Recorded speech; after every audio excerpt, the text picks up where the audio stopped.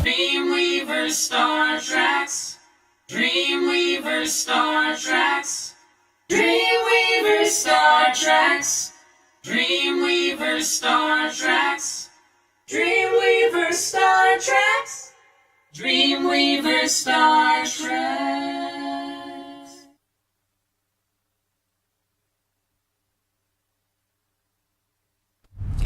Hey Star Trackers, welcome back to DreamWeavers StarTrax. Good to see you.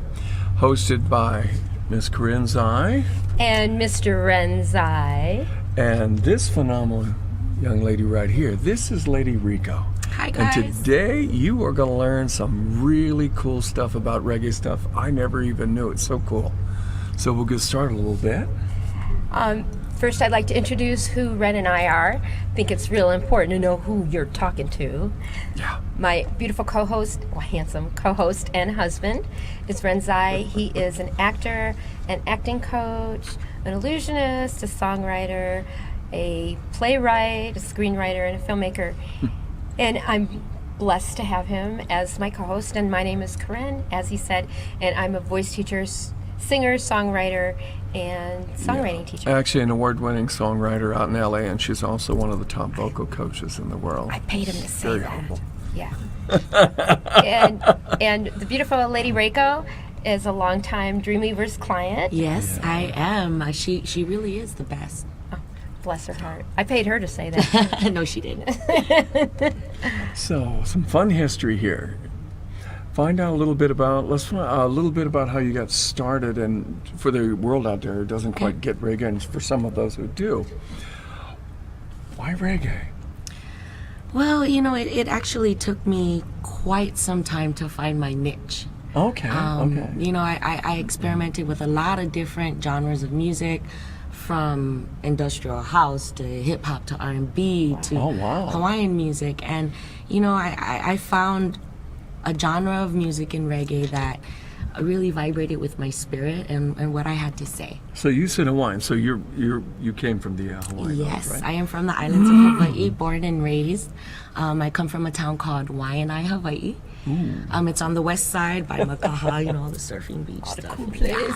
Yeah. So. And you have a famous uncle in the singing business over there that, phenomenal. Yes, I grew up from a very musical family. My mom is related to Israel Kamakavivo'ole.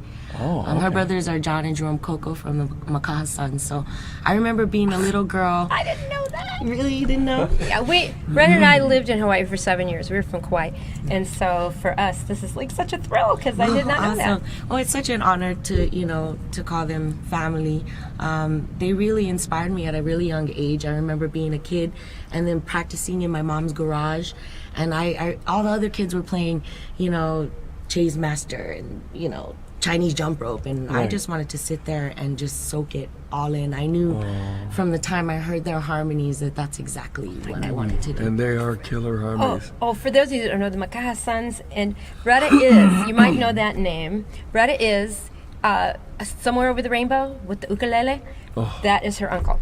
Yeah, and I know you've heard him. His music's been featured all over the world.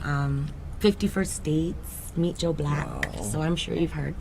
Yeah. So how old were you when you knew that you wanted to do music for a living? For as long as I could remember, honestly. I always knew that I was going to be a singer. Always. Always. I personally love that. You know, most people have like, okay, I'm going to be, you know, maybe I'll be a singer, but I'm going to have something to fall back on. You know, for me, it was always all or nothing. This is what I was going to do. Nobody was going to tell me any different. I don't need anything to fall back on because the universe provides everything I need for my journey. Oh, that's cool. Wow. So, one of the things I was kind of curious about is you're in Hawaii, and we know we know of a style called Jawaya, but how does reggae come into your life? Well, you're an island girl, you've got all these musicians. How did reggae come into your world? Well, it's funny how it worked for me because, you know, growing up in a traditional Hawaiian music family, it was a lot of traditional Hawaiian music. I'd go to my grandma's house, you know, every day, and she'd be on 1420 KCCN FM, AM, the AM station. And it was always Auntie Genoa Keave and all that. So Wow. I heard all of the, the Hawaiian traditional growing up. And somewhere along the way, I met this boy. Hello, ladies. And As a he boy. showed me this man named Bob Marley. Ooh. It was the Exodus album, and from the first time I heard it, I was hooked. Ooh. So even then, though, I didn't start reggae music. I had still ventured out into other things, And then somewhere along the way, I found spirituality. Wow. And my spirituality was really, really reinforced with reggae music. So reggae is the foundation of reggae. And a lot of music isn't. Come on, a lot of it's like partying and what are we going to go do? But the foundation of reggae is spiritual and conscious music. Am I correct? Absolutely. It was formed somewhere in the early 1960s, and it was formed as the gospel of Rastafari music. So it was. So reggae is the Rastafarian gospel. Yes. Which the foundation is in Jamaica. Is in Jamaica. Is in Jamaica. And really the main message of reggae, true reggae music, is equal rights and justice. And equality for all. Just saying, people. Pay attention. So some people think that reggae music is all about positive vibes and feeling high and things like that. But really, it's a form of music that creates social awareness and hopefully positive change. And so that's like the foundation of your activism also, right? Yes, absolutely. She doesn't just talk the talk, people. She walks the walk. She does something about You it. have to be the change. We are the change. You can't sit there and complain about things and expect them to magically change. It's up to us. And if we really care about our world and about our children, we're going to step up and we're going to do something. Exactly. And just an aside here, I have to say the gorgeous dreadlocks that Miss LadyReiko has. Our daughter, after she met LadyReiko, had her hair dreaded. And actually, our producer, Desiree, did it. Hey, Sarah, love you, baby. Hi, Sarah. and I'm sure you did a wonderful job, but I wish you would have came to me. I do dreads, LadyReiko does dreads. So if you want your hair, you'll have a way to get a hold of her. You'll see on the screen. So you did, your new song out is called It Only Matter What I Say. Yes. And you're featuring Dax Lion. No, actually, that one was Yes I. Oh, backwards. Sorry, people. Yes, I featuring Dax Lion. The new one out is It Only Matter What I Say. Yes. I released Yes I about 3 years ago with an artist that's from Kingston, Jamaica. His name is Dax Lion, and he's very talented. He's very handsome.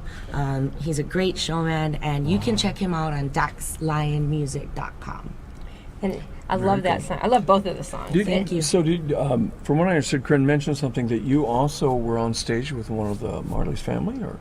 Yeah, I've opened for quite a few, reggae, top industry reggae acts.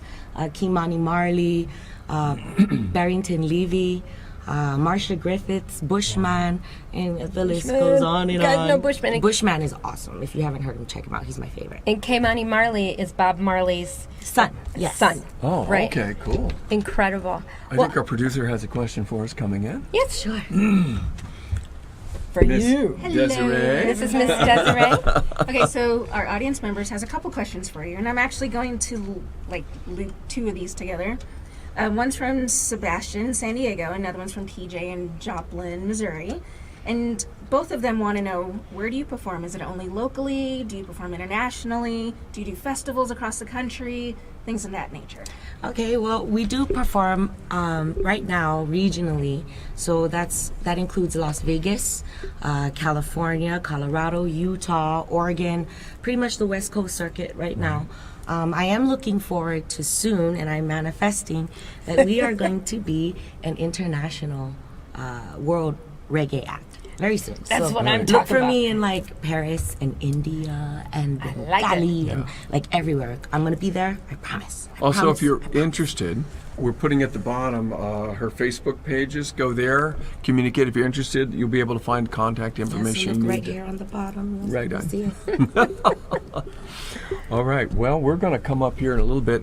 Next thing we're going to learn a bit, what does it take, the style of reggae music, the voicing, the differences slightly with the singing part of it, and Miss Corinne's going to be covering that for you. I'm going to be doing it. Most definitely. It's going to be a lot of fun. Hang in there. Get someone to come down and sit next to you. We'll talk to you in a few minutes.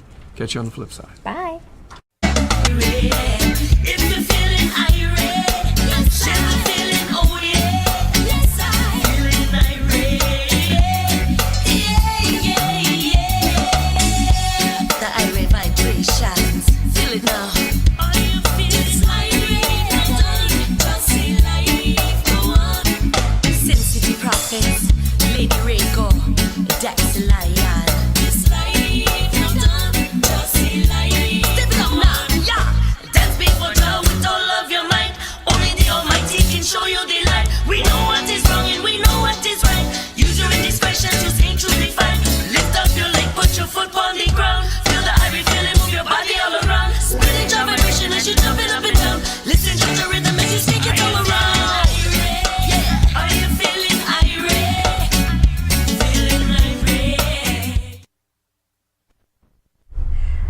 Hi, Star Trackers. How you doing? I'm Karen Zai with the most amazing reggae artist, LadyReiko. And remember, DreamWeavers run on imagination, and we change the world one artist, one story at a time. And we're going to talk to the beautiful LadyReiko about her singing and her songwriting and reggae style. Reggae style. So I know a little bit about Hawaii because we lived there for a long time. And you did Brown Bags, which is the talent contest statewide. Yes. In the high schools. And singing is very, very, very important in Hawaii, and music. It's definitely part of the culture. Yes. While you guys are watching football, they're on the front porch with their ukuleles and their guitars singing. Yeah, we're doing the thing we call kanikapila. That means jam session in Hawaii. Kanikapila and Kanikapila, vala'au. yes, and we vala'au, talk vala'au story. means you're talking. We talk story, and you Yes. grind, which means you eat. Yes. Right. So that's about all I got. No. All right, wait, you did Was it good. You Was did it good. I'm proud. So, LadyReiko, you were with the Hawaiian Opera, Youth Opera? I was when I was a kid. I was trained with the Hawaii Opera Youth Choir, and I also was in the Hawaii All-State Honor Choir, high school honor choir. It's kind of a long name, but And it's a big deal over there. it's huge. a huge deal. They go around the state of Hawaii and they audition the best of every school, to represent. So I think only 3 or 4 candidates get chosen from every school, and then there's a big choir, and everyone learns their parts, and we have a big old concert at the end of it. So it was the greatest experience. Well, I'll tell you, when I first started teaching in Hawaii, I thought I was a genius, to be honest with you, being a voice teacher. 2 seconds with someone and they sounded fabulous. I went, oh my God, I'm amazing. People that had nothing to do with me. For some reason, the culture, because that's what they do together, and the way that their facial structure and everything is built, and the vocal cords, it's DNA. It wasn't me. You know, I really believe that it has a lot to do with exposure. You know, when you're exposed from a very young age to music, it really hones your craft and polishes you, a bit. Most definitely. Like I said, you guys don't watch football. You sit around and sing. So that's what you need to do. Singing feels better. Come on. It feels better. It doesn't hurt or give you a concussion, right? So you were on your way to do Hawaii Stars, which is the American Idol of Hawaii. It's huge. And you decided to... I decided to come to Las Vegas instead. This was quite some time ago, a few years we're talking. I'm not going to tell you how long because I don't want you guys to know how old I am. But I was in talks with the producers, and then I had the opportunity to move to Las Vegas to be signed to a indie record label called Butterfunk. What up, Butter? That went really well, and here I am today. Here she is. So you mentioned in the first segment about the roots of reggae, but where a little more in detail does reggae come from? Reggae comes from the islands of Jamaica. And like I said earlier, it was made in the 1960s. It was really influenced by jazz, ska, and American R&B and soul. Wow. And, it's different. It's a very stylized form of music. You'll know reggae music as soon as you hear it. It's always timed in 4/4 timing. We focus on 1, 2, 3, 4 yes, people.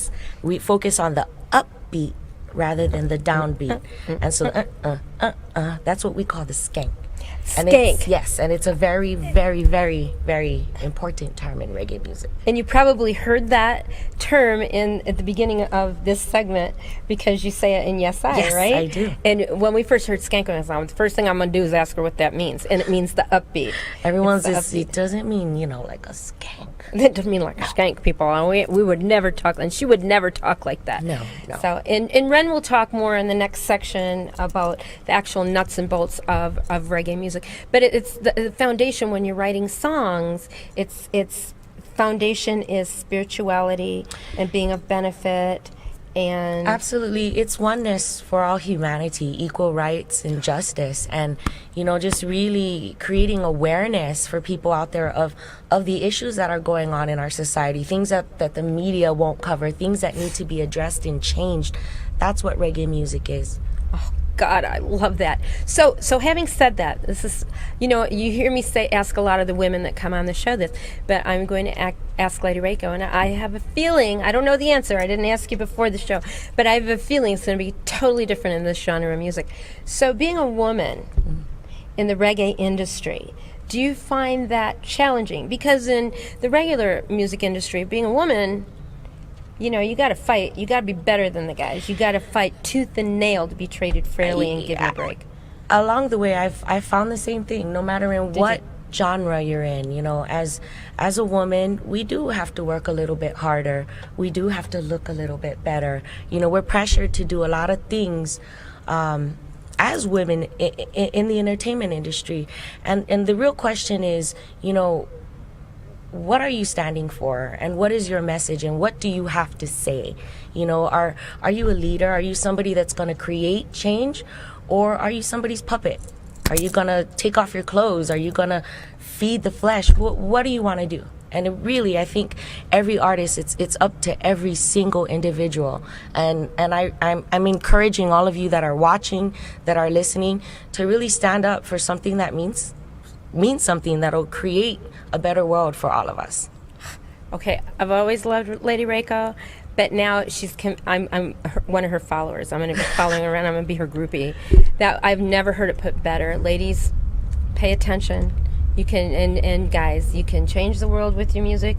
Ren and I saw it happen in the 60s. Not that we're old enough, we were 5, but we saw it happen in the 60s. And so, responsibility. I feel like that 60s thing is this is the second coming of that 60s totally movement. Agree. And now is the time you're hearing conscious music come out more and more. And you know it when you hear it because it resonates in your spirit. It makes you feel good to the core. So, God, I love this so much, making me so happy. So I have one more question for you, from me specifically. So singing reggae music, is it technically challenging?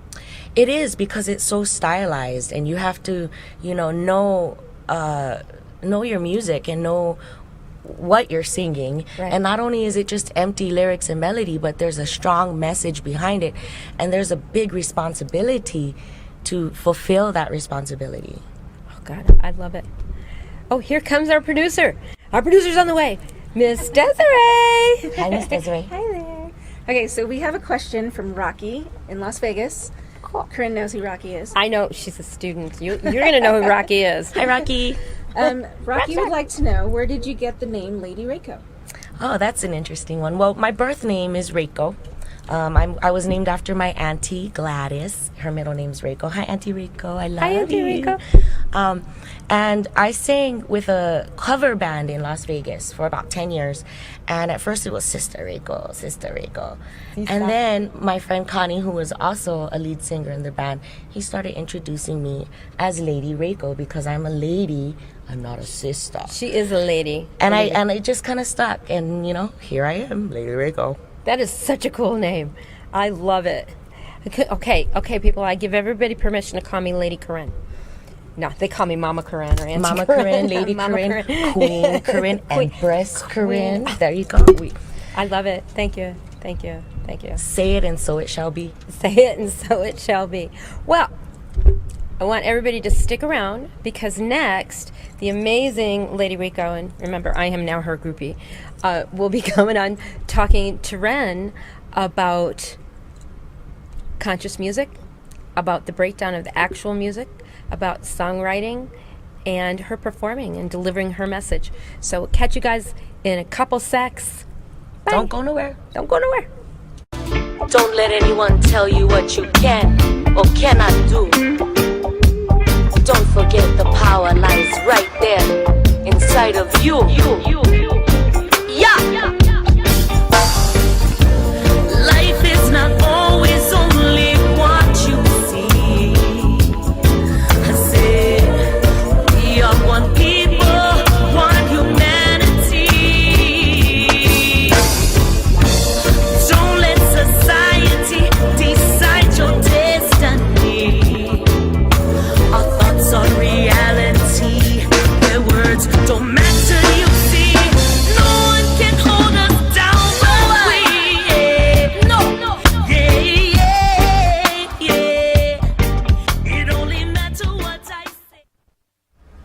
Welcome back, Star Trekkers. We're on take 3 with Miss LadyReiko, and we are going to learn a few more things here. And what I want to actually, is it Reiko or Reiko? Reiko. Reiko, of course, it would be Reiko. My apologies. On this, a little something to catch up from where we were last time when she was saying the upbeat. For those who aren't musicians, it's a counting system. Most everybody knows music goes 1, 2, 3, 4. Well, there's an upbeat. And I learned it when I used to orchestrate for jazz. And you figure, well, how do you figure an upbeat? It's called and. 1, and 2, and 3, and 4.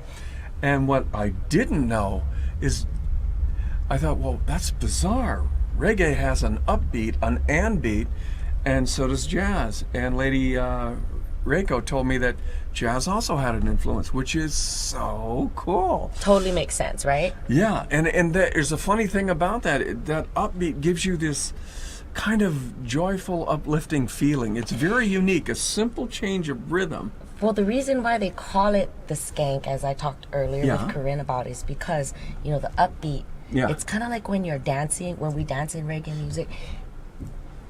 Right. It's So the you skank. dance on the upbeat. And That's we also true. call our dance the way that we dance skanking. Oh, how cool is So, that? you know, Bob Marley wrote the song Easy Skanking. Oh, okay. I did not know that. And that's what a skank is, and skanking is.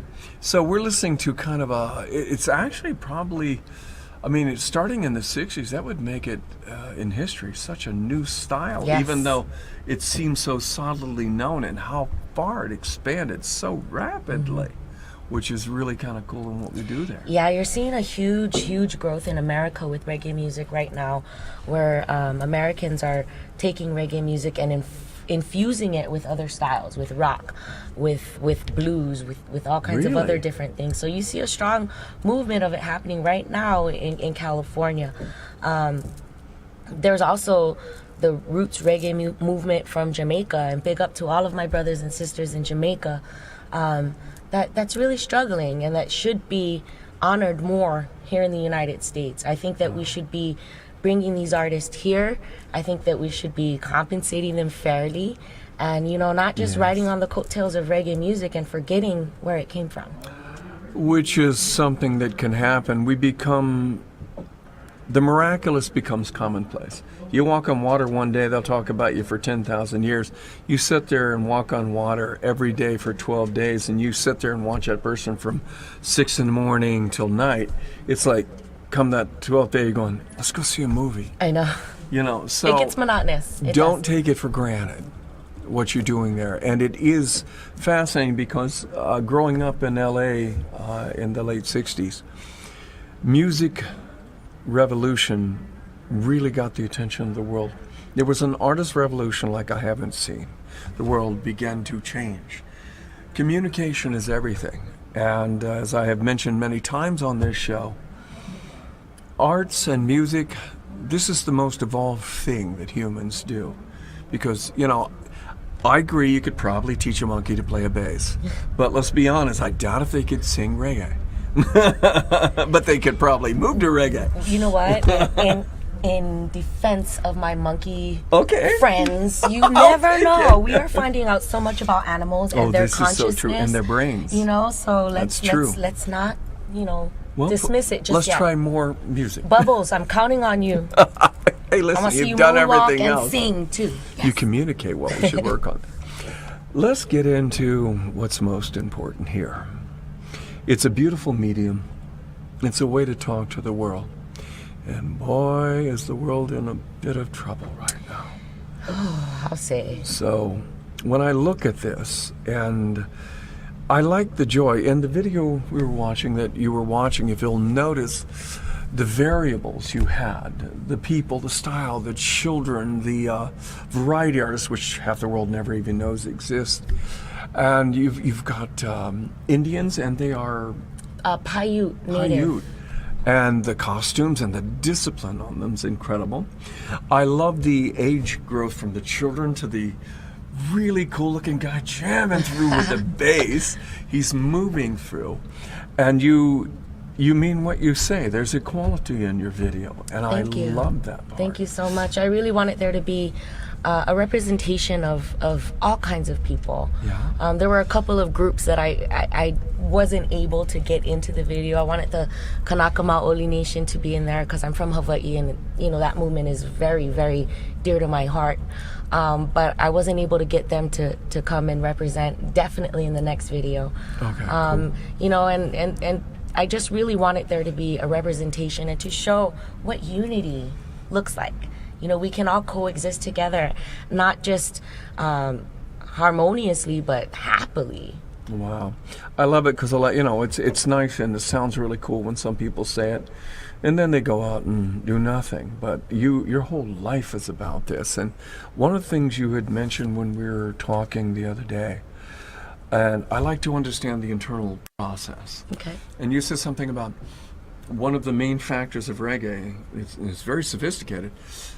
You take the thought and you want to bring it to the world, bring it live. Well, yeah, I'll let you explain it better than I can. There's a concept called word sound power. And what that is basically whatever you think, whatever you feel, whatever you speak, you have the power to bring that forth into fruition, to manifest that.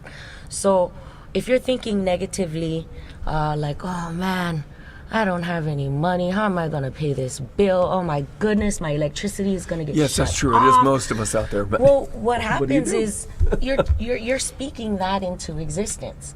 Whereas if you were to think, oh, you know what?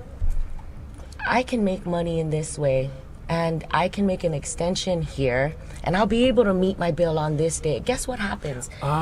You switch everything. I got it. You're doing what's called toward consciousness. There are people, I have no money. You're looking at all your disasters, but you're going, okay, I need to make more money. How? So you're trying to get towards a better life Focus rather on than solution. focusing. One of the things I say is like being in a burning building, and you look down the hallway and it's not burning. You don't run out of a burning building backwards going, oh my God, the fire, oh my God, the fire, oh my God. Exactly. You run towards success. So Yes, wow, yes. that's a really, Yes, and not only that, but that's practical. And Boy. we also believe that, speak it and so it shall be. That's true. You get enough communications, and even though we have so much phenomenal communication going on out there, there's a lot of stifling of communications if you paid attention to the news. And we have Miss Des coming back in with a question from one of you. Another audience question. Awesome. Another audience question. Okay, so we have this one from Raheem, which is also from Las Vegas. And he would like to know, why don't you hear Hi, Raheem. reggae played more on the radio, as opposed to other genres? Oh, this is something that I am dying to talk about. Like I said, the foundation of reggae is equal rights and justice and consciousness. And I really believe for a while, the media has not been buying what we've been selling. But I really believe that we're at a very different time in the world right now. Everyone's waking up. Consciousness is evolving. And I see a difference. Like I said, with reggae music becoming so prevalent in California, in Colorado, it's starting to spread like wildfire. So people are hungry for that knowledge. They're hungry for that consciousness, and I just can't wait to keep bringing it to them. And if you want things, the best thing I can tell you to do is call those stations and ask, why don't you play some music? Why don't you play reggae music? Yes, support. They actually, remember, you pay the bills. So if they realize their audience is asking more for something, they'll modify themselves because it's in their best, even financial The interest. best thing you can do to support is buy reggae music. Get on iTunes, get on Amazon, support the artists that you love. I don't care if they're reggae, I don't care if they're that's rock, true. I don't care if they're blues. Buy music. And understand something, when you're doing it that way very quickly to understand real, the artist is making a fair enough share as opposed to how it used to be with record companies. So next up, DreamWeavers StarTrax, your questions, your life, and what you got to do. Catch you on that side. DreamWeavers StarTrax. DreamWeavers StarTrax. DreamWeavers StarTrax. DreamWeavers StarTrax. DreamWeavers StarTrax. DreamWeavers StarTrax.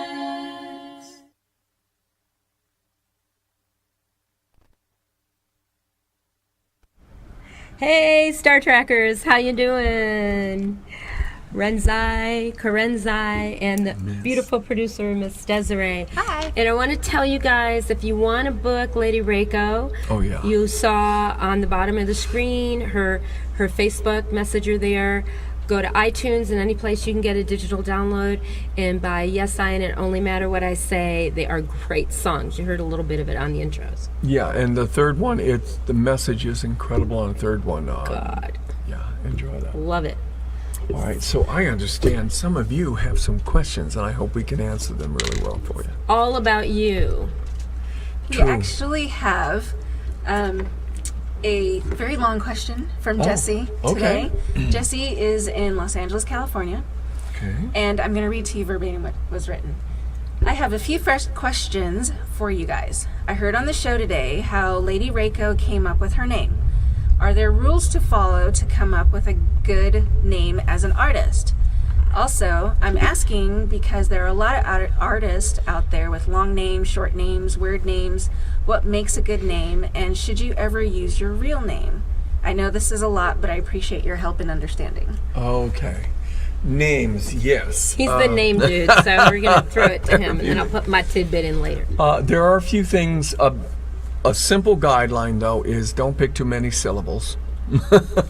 Because the way people know you is marketing is based off of memory, and the easier it is to remember your name with a slight uniqueness, the easier it is. Now, that being said, let's don't worry about any of that. Just remember, kind of keep that part simple.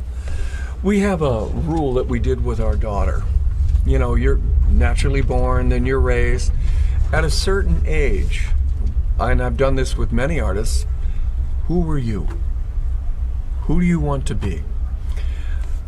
Your name should say who you are, what you stand for, what you would love, because it's going to be with you, kind of like a tattoo, but that doesn't mean anyone under 15 should get one. But basically, so you look at that name, and they would do research, like there was a person who picked the name Karuna. You all remember one of our guests called Bliss. That he wants to bring joy to the world. So he looked in an old text and found out what it meant. Karuna means great love, the greatest love for all humanity. So they have to choose the name. It's you giving birth to you. It's you deciding, okay, I've been raised, I got it, but who am I? What do I stand for? And there are many places out there to look for names, and go through them and take your time. You know how you'll know it? When it hits your heart, you will be so moved by it. And make sure that name moves you and think, wow, that's exactly what I want to be. That really represents me. And that's my life. And you set that direction, because the sooner you set that direction, and you can do it in such a passionate way, that's the way your life will immediately turn. You're going to see something really cool about life. When you focus like that, boom, life joins you. Hope that helps. That's really cool. Like, that's kind of the internal part of choosing a name. Yeah. However, I'm going to go, because I'm the 1 + 1 = 2 girl. You know, he goes. True, too. He's all right brain, and I'm going to go to the left brain. Number one, you want to make sure that it's memorable. And I'm going to give you an example. I taught someone when I was teaching in Hawaii, and he was a steel guitar player, and his name was Matt Swalinkovich. Now, that was his family name. But I want you to know, it's been many, many years since I've taught him. And when Ren and LadyReiko were in doing their segment, I was sitting over there trying to remember his name, because he's from Hawaii. And it took me like the whole 10 minutes to remember his last name. Where if his name was, Matt Marshall, I would have remembered that. So you want it to be memorable if you can. Now, if you're cool with being Matt Swalinkovich and you want to use your family name, go for it.